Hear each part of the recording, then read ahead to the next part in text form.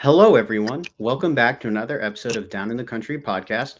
I'm your host, Dylan Reed, and today we are joined with Julia Golden, who's an up and coming country music artist. Julia, thank you so much again for your time today. Thank you so much for having me. I'm so excited. Awesome. And so you listen to a lot of diverse genres of music, but how do you balance your creative influences with your own unique style in country music? That's a really great question. I love talking about all of my different musical influences because music is, of course, my life. It's like my foundation and what I base everything off of. I really do draw inspiration from everywhere 70s rock, Mhm. a lot from 70s rock, obviously country, modern and old country, all over the place. So I think I don't really even think as much about incorporating all of the different kinds of music that I listen to. I think it's something that happens very naturally. I think you can kind of hear in both the production and the writing style of my songs all of the different places that I'm kind of coming from. And as I get older and I create more music and I get more accustomed to the industry, uh, this I'm kind of finding my footing and my signature style, or as a lot of people would call it. But yeah, I think it's something that happens super authentically, and so it's not something that I'm necessarily mindful of, but I think that my eclectic music taste is what makes my style of country music so unique. Awesome. And are there particular like singers or bands that you tend to grab certain elements from and apply that to your own music? There are so many things. I really love Fleetwood Mac's general style. I love how warm their songs sound, and I love how authentic their music sounds. And so I really tried to incorporate a lot of that, very raw fiddles, very raw acoustic guitars in the production side of the music that I have. From a writing standpoint, I am a huge fan of more um, I'm trying to hard to say it, or the way to articulate it. I love like Tyler Childers' style and how he has a very internal songwriting style, in a very simple yet and digestible way. And so I take a lot of inspiration from his writing style. I literally have notebooks where I like nerd out over his lyrics, and I'm like, oh my gosh, let me dissect the meaning of this little like double entendre he created here. So I try to take both production and musical elements as well as like foundational songwriting elements as well. Awesome. And going to your music, so you recently released "Talking to Heaven." Could you provide an introduction to that song and what does it mean to you? Absolutely. So Talking to Heaven is one of, if not my most personal song that I've released to date, and perhaps ever. I will say, I'll hint at the fact that it's part of a bigger project, and it is definitely the most vulnerable song on that project. I wrote that song when I was 16 years old, and I was in a very dark part of my life. I was living away from home for the first time, and I was up north in the depths of a northern winter, which, if anyone knows I was in northern Michigan. So that seasonal depression, it'll get you good. And this song was a little bit, it's a combination of a lot of different things, and I want it to mean something different to everyone that listens to it. But I think primarily this song is about not knowing where you are and who you are, and not knowing where those things got lost, and kind of calling out to a higher power Mhm. for guidance and for help. And for me, as a Christian, that is Jesus Christ. That's my Lord and Savior. But it can be different for a lot of people depending on what you believe in. For some people, it can even be seen as a cry to help for the people in your life. Um, but this song was kind of just a self reflection on that, and figuring out who you are, and who you want to be. Mhm. And what was the writing, recording, and cutting process like for this track? Talking to Heaven, I wrote by myself alone in a boarding school dorm room. Just one rainy night, I was, like I said, really going through it, and I've always used songwriting as my outlet. And when I took this one to the studio, I talked to Jesse Savio, my producer, and I told him the vibe that I wanted to have. An example that I gave him for this song, which I wouldn't say this is like comparable, but the kind of energy that I wanted was, I'm a big fan of the Red Clay Strays, and Mhm. they have this just raw, emotional, honest energy in everything that they create. And I really wanted that to be kind of mirrored in Talking to Heaven. And so you kind of get the crying guitar and the super simplistic backing, with a lot of building, almost gospel sounding. Instrumentation in the back. So this song was not too complicated. It was not too hard because we really wanted the lyrics and the melody and the message of the song to speak for itself. Yeah, and it was recently released too, right? Yes, that one came out December of last year, so my most recent release. Yeah, and unfortunately, we can't play a clip of that because, you said we have to you said to Yes. switch distributors? Yes, so I have a lot of new stuff coming out this year, and with distribution, I'm switching the distributor, and so that song is briefly offline, but it will be back on very, very soon. Awesome. And, another track of yours is, "A Story Like Ours." And Yes. so could you provide an introduction to that song? Absolutely. So I wrote this one with my friend Garrett Huffman. And the first time that we actually ever talked in person, we wrote this song. And I just love it so much because I think it is so much fun. This song is sweet. We went in, he came in with this idea of the melody and the chord progression and was like, I think this would be a really cool duet. So we kind of took some inspiration from Zach Brown Band's Free and Starting Over by Chris Stapleton. And we really just wanted to make a fun song about people letting things go and deciding to take the next step or go on a journey and take unknown paths together. And I just think it's a very sweet song. We had so much fun producing it. This song came together in one day. We met in South Carolina with Studio 101, who they're absolutely incredible. And we just pulled out a cute little country ditty, and it is so much fun to perform. And I absolutely love that song. Awesome. And do you mind if we play a clip of it? I love that. Yeah, I love this song.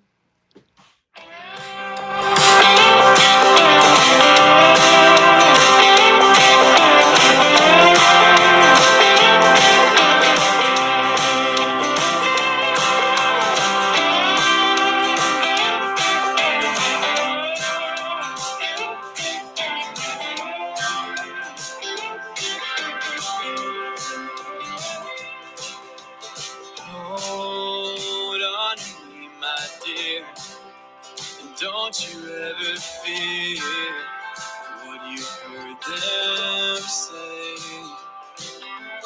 Oh, I know this road is long. We used to holding on to what could break. Oh, I can't promise forever. Oh, I know they can't tear us apart. Screw Romeo and Juliet, they ain't seen nothing like us yet. They never wrote a story quite like ours. So I really like the, kind of the long guitar riff introduction that Thank was you so much. incorporated, and then, Garrett came in with his part, with his perspective, and then you came in with your part, your perspective, and I'm still amazed of how musicians do it. But y'all were able to blend that very well Thank you so together. much. Thank you so much. That one kind of wrote itself. It came together so quickly, and we just had such a good time. Me and Garrett write together so well. We're both kind of around the same age, and we have very similar experiences, and so we're super proud of that one. And we always have so much fun with it. Mm. And what was the writing, recording, and cutting process like for that track?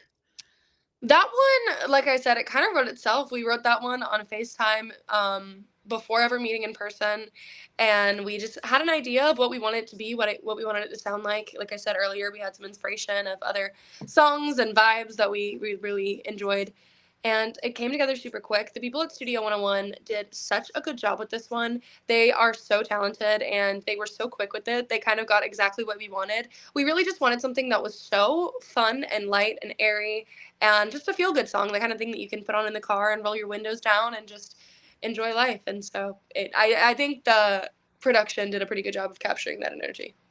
Awesome. And in the Studio 51, that's in Nashville, right? Studio 101, it's in South Carolina. I can't remember the exact city, but Uh, it's like near the border of North and South Carolina. oh, wow. Awesome. Yeah, no, it's amazing, Yeah. like, the amazing tracks that can come out of those independent studios. Crazy. It's crazy. They are absolutely incredible. They've done some amazing things. Yeah, awesome. And so you're originally from North Carolina. I So am. how's your home state helped shaped you in your artistic career? This is one of my favorite questions because being from North Carolina is such a source of pride for me. I've always wanted to be the person that represents my hometown. I come from a super small town. I live in Carthage, North Carolina, which is like an hour south of Raleigh, the capital. And there's just something about Southern hospitality that makes you want to connect with people.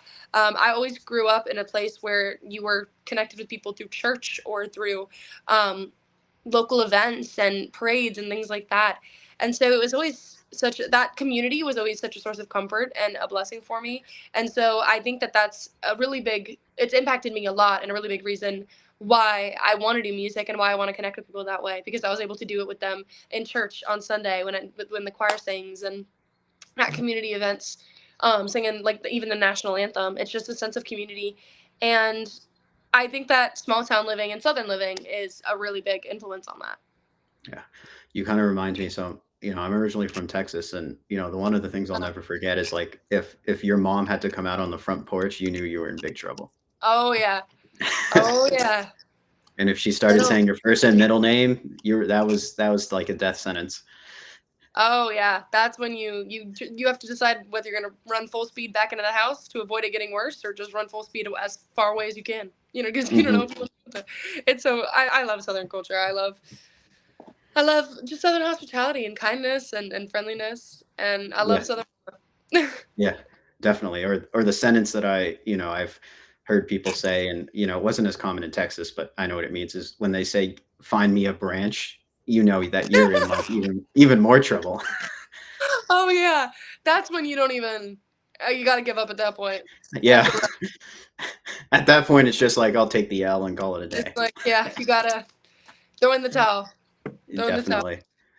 And so we did talk about your musical influences and your incorporation into your writing, your lyric and recording processes. But is there anything that you're looking to experiment more with as you make more music? I love that question. That's the first time I've been asked that. I want to do anything and everything. I'm the kind of person where I just love art and I love creating and I love people that create. Um, and I love experiencing art in every form. So I want to do a million different things, both inside and outside of the music industry. I want to create all kinds of albums.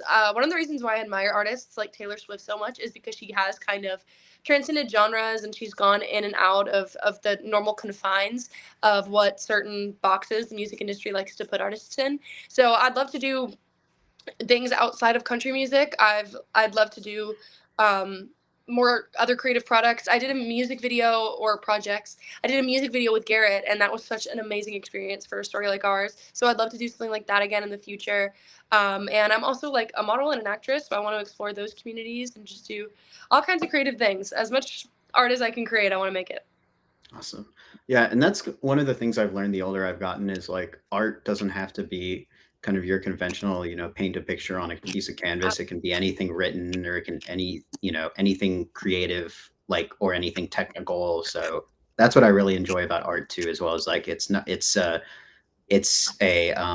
very abstract term and you're able to kind of really make it however you see it. Absolutely.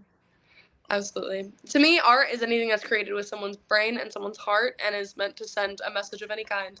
And so art comes in so many different forms. And the world's so No. much more beautiful when you look at things as art instead of just like a random poster on the side of the street? Hmm.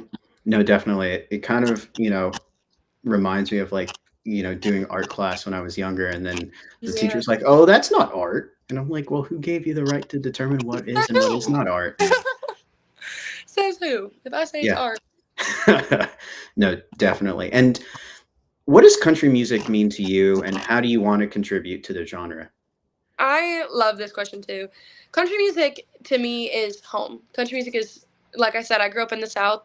I grew up with Jason Aldean and Hank Williams Jr. and Johnny Cash playing in every single bar, every not or bar, restaurant, Mhm. grocery store. It's everywhere to me, and so it's always just been such a source of comfort and nostalgia.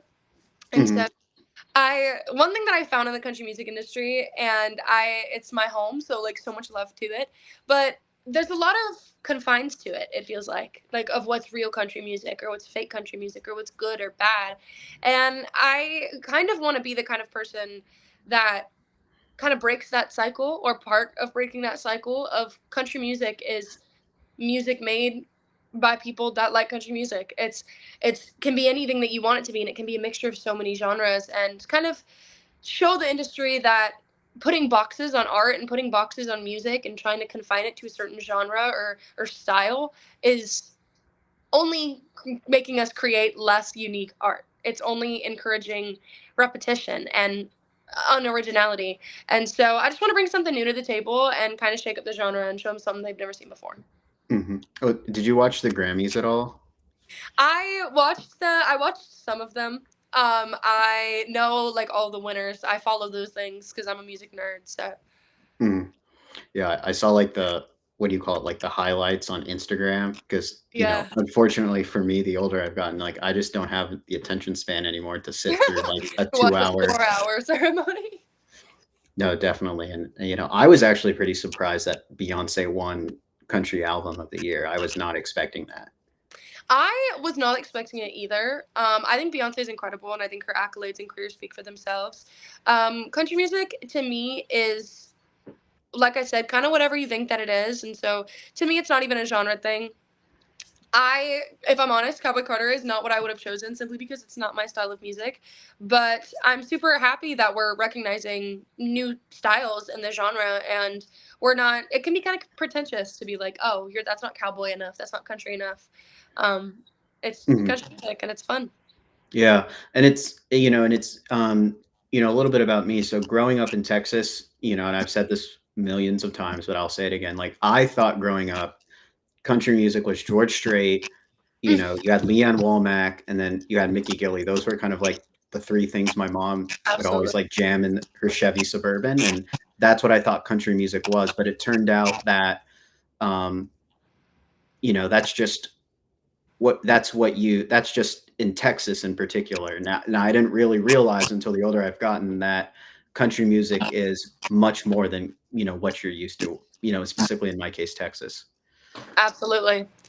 Absolutely. Because some people will tell you George Strait ain't real country music, and that if you don't sound like Johnny Cash or Waylon Jennings, then you're not making real music. And so it's to each their own. If you don't like it, don't listen to it. It's my mindset. Put Yeah. on something else. Yeah. But you can't insult the king of country music though, as known as George Strait. Oh, I love George Strait. Don't get me wrong. I love George Strait.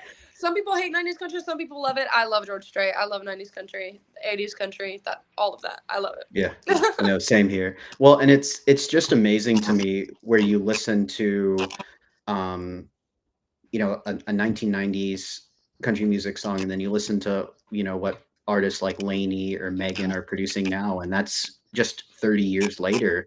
It's Mhm. amazing to me how much the technology has changed within that time frame too, as well, Oh, from a music production standpoint. absolutely. That's the thing is that as we develop even more in the industry, it gives us so much more room to play. And so I love that like you said, you can see the development and just almost the maturity of the sound of country music as we've achieved more things technologically in music. It's such a cool thing. I love music and music history so much. Mhm. No, no, me too. It's like what I do love about country music though in particular is that there's kind of a slice of pie for everyone. So it's like, Absolutely. you have your traditional sounding artists that are still there. Then you have like your rock. Then you have, now, that the emergence of hip hop, in particular. And, Mhm. it's like you can't really call country music, what Dolly Parton was, back in Absolutely. the 70s. So it's like, and that's a great thing, because it's changing with the times. Absolutely. Because if you would Uh, have asked Dolly Parton what genre Morgan Wallen is, she probably wouldn't have said country. But mm, to me, the way I look at it, country music is derivative of folk and Americana and blues, which are the foundation of the American music scene. And America is a melting pot. And at the time that country music was becoming developed and was becoming its own genre and had its own life, it was the first thing that was super original to American culture because it was a melting pot of all of these different cultures' music. And so to me, trying to box country music into a genre defeats the point of country music a little bit. Not to say everything is country music. Kendrick Lamar and Drake aren't making country music. But it's if it's derivative of everything, then in my opinion, pretty much everything counts. mhm. Now, growing up in North Carolina, was there like a particular style of, country music? Like, was it a particular like instrument, or was it a particular subject matter, or, kind of what makes a song when you listen to it, you're like, yeah, that person's from North Carolina.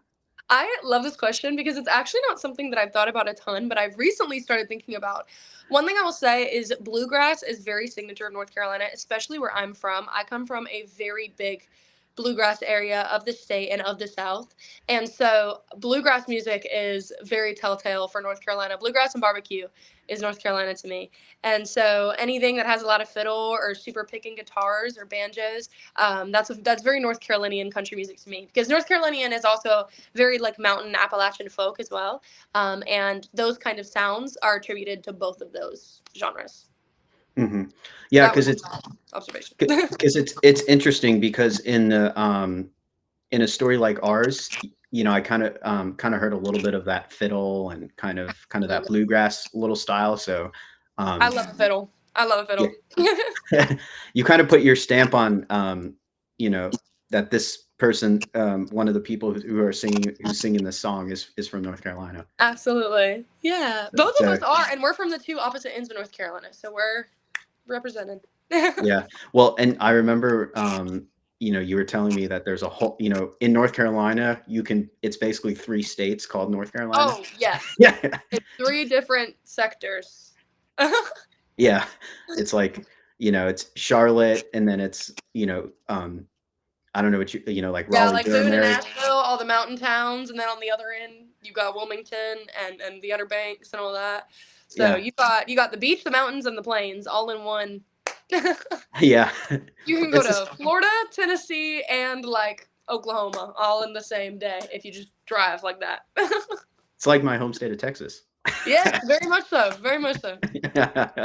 And so, yeah, no, so you have many accolades that include 2024 Best of the Pines, Best Solo Singer, and 2024 CCMA Emerging Artist Award. So how do you manage to stay grounded and keep producing music that people from all walks of life want to hear and enjoy? That's a really, really good question. And the honest truth is, partly imposter syndrome. And like, it's so wild to me that I was even chosen for those awards. The truth is it's always been about the art for me. I love music, and that's why I do this. And those awards to me are more just like a recognition of something that people are listening and they understand and they resonate with what I'm creating. And so to me, it's more of a just like a fire that's lit to keep going. Um, I the Best of the Pines was one of the biggest honors ever because it was voted on by my community. And so I was chosen, I was nominated, and I was voted on first place for that by the people that I perform for every single weekend and that I let out my like heart and soul and my music for. So to me it just feels like more people are joining the club, and it feels like I'm actually beginning to build a community that's recognizable, and it just makes me want to create more, and I do it for the people that find comfort or joy or solace in my songs. And were there what songs did you perform to win both of those accolades? So Best of the Pines is a local. There's a lot of different categories. So there are things like they have best local bar, best this and that. And so that was more as a performers award. So I was Hmm. just voted on by my community, based on how much I perform all around North Carolina, especially my county and my hometown. And for the CCMAs, that was based off of Cupid, my debut single. And I won a Best New Artist award. So it was also kind of just an accumulation of all of the things that I've been working on over the past year, over 2024. My first three singles came out, and I started going to Nashville and a bunch of other stuff. So it wasn't really necessarily just one song, but the whole of the project. Wow. So it sounds like 2024 was a great success for you. Quite a productive year, absolutely. It was my first year doing this. I've actually only been doing this since January of last year, and so we kind of went from zero to not at all zero very quickly. I don't think we're all the way at 100 yet, but we're getting there.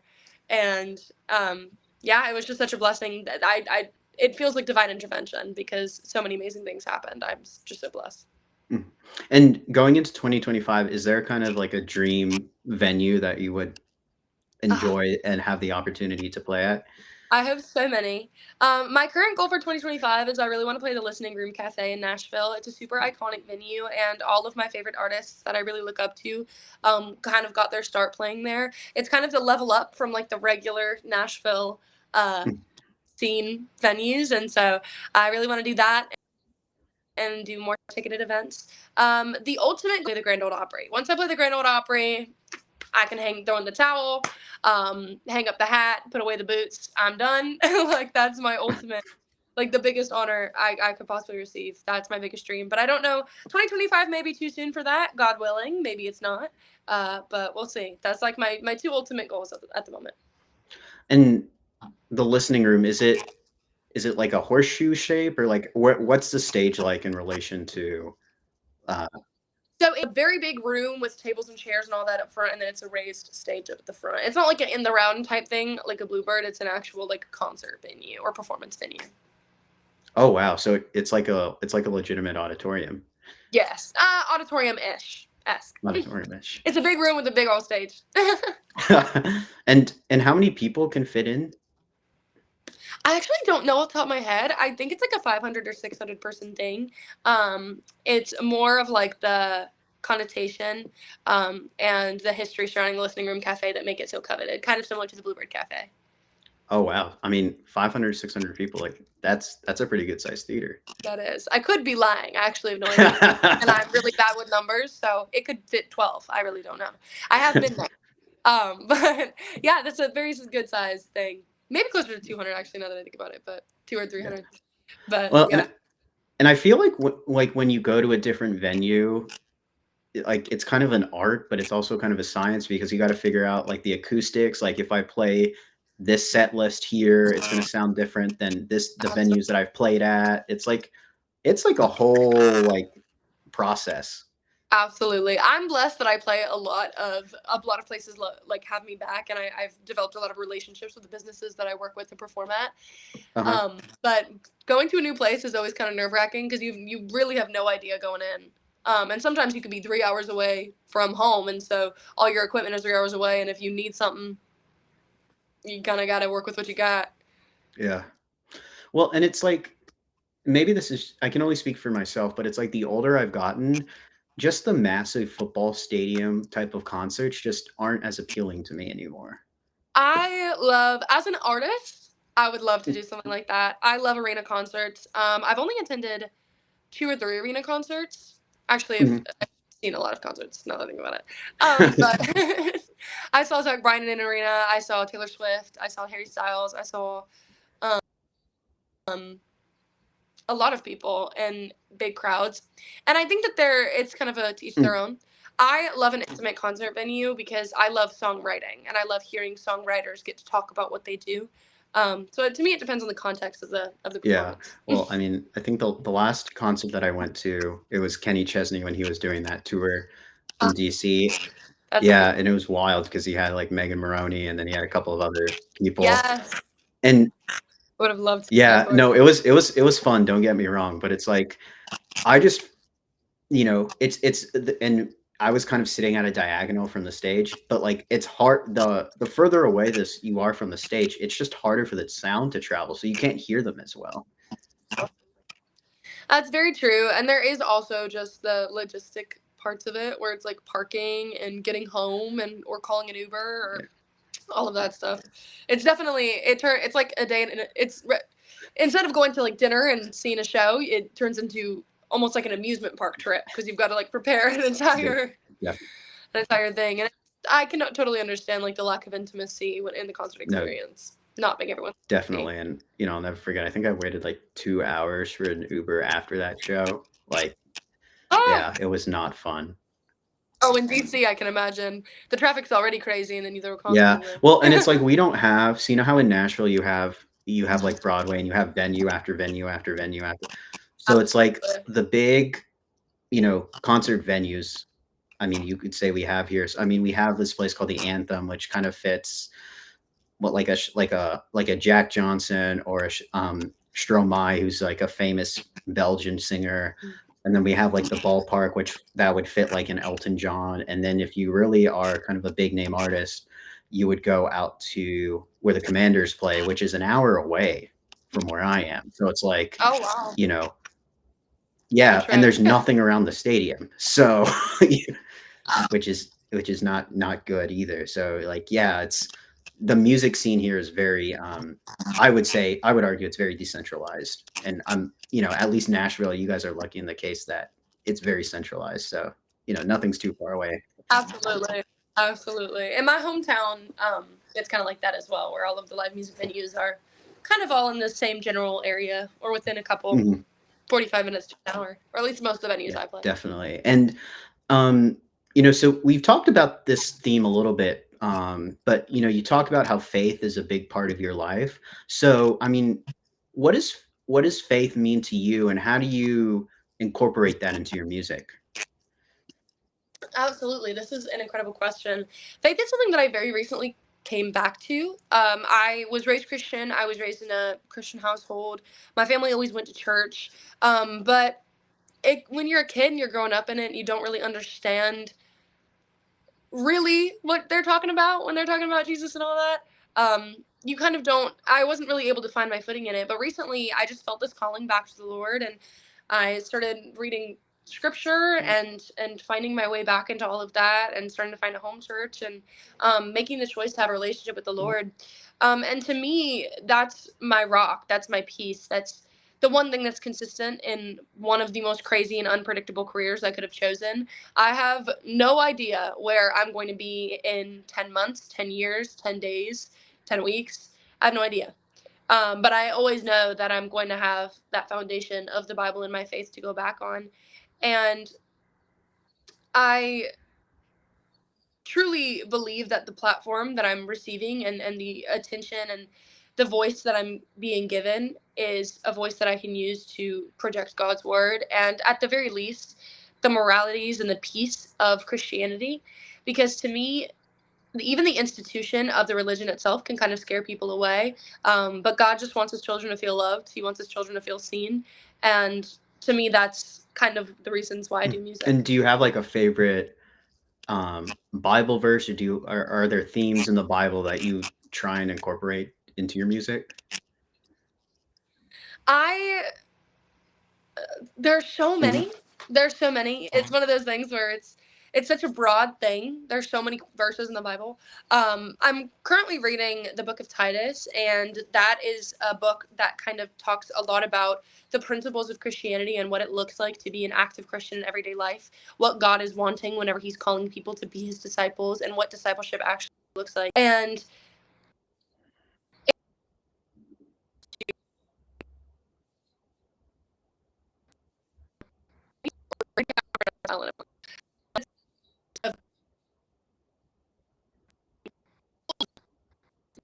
and and people that are the more sense possible. And to me, what kind of comes to people that are the farthest gone, even a place that's considered this place of evil and horrifying sins and all of that, even those people are worth saving, and even those people are worth sending an apostle to the island and taking care of them. And that's kind of what I want my music to tell people, is that you're not alone, and you're always worth saving, and you're always worth listening to. And God's always listening. And so when you find that source in music, you can also find it in faith and in connection with the Lord.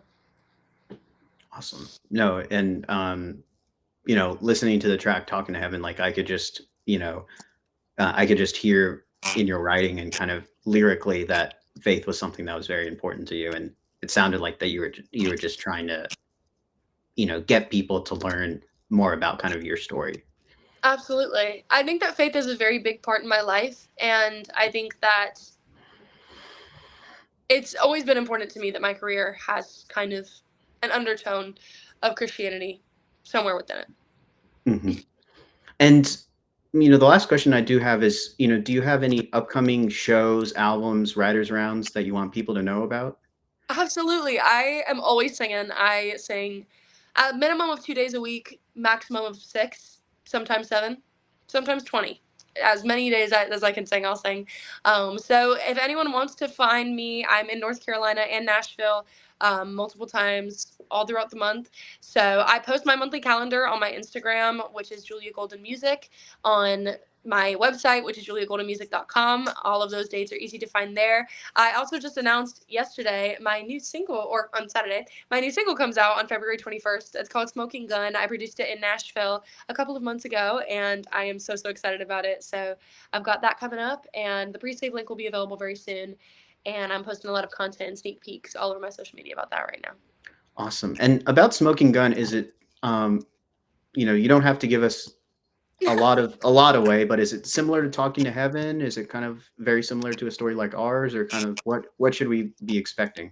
This is a completely new side. I would say this is most similar to Cupid, which was my debut single. I love doing very internal songwriting like you hear in Talking to Heaven. I love doing fun songwriting like you hear in A Story Like Ours. But I think some of my most favorite kinds of songwriting is just fun, pedal to the metal, gunpowder and lead kind of music, and that's very much what Smoking Gun is. It's supposed to make you have fun. It's supposed to make you dance. It's supposed to make you laugh, and just kind of throw your caution to the wind, roll your windows down, and have a good time.